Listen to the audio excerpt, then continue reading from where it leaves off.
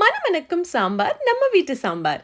சாம்பார் இட்லி, சாம்பார் வடை, சாம்பார் தோசை, சாம்பார் சாதம் இந்த மாதிரி சொல்லிட்டே போலாம். சாம்பார் அவ்வளோ கம்ஃபர்டான ஃபுட்டுங்க. அப்படியே சேனலை சப்ஸ்கிரைப் பண்ணிக்கோங்க ப்ளீஸ். ஈஸியாக குயிக்காக சிம்பிளாக bachelors office going kids lunch box sambar எப்படி பண்ணுறதுன்னு பார்ப்போம் வாங்க. குக்கரை சூடு பண்ணிட்டு 1 டேபிள் ஸ்பூன் எண்ணெய் சேர்த்துக்கோங்க.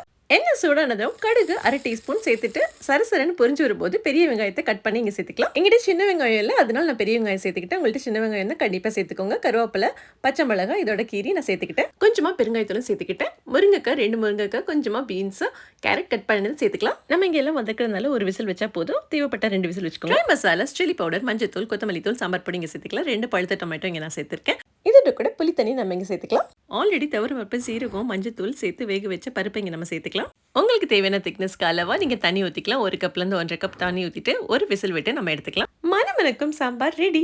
கொஞ்சமாக கொத்தமல்லி சேர்த்து அதோட கூட கொஞ்சமாக நெய் சேர்த்துக்கோங்க. அதோட கூட என்னோட சேனல் சப்ஸ்கிரைப் பண்ணிக்கோங்க. Thank you so much. சாம்பார் சாதம் அப்பளம், ஆஹா என்ன ருசி. மனசார சமையல் செஞ்சாலே சமையல் சூப்பராக இருக்கும். தேங்க்ஸ் ஃபார் வாட்சிங் my channel. Mean May heartful cooking. மீண்டும் சந்திப்போம்.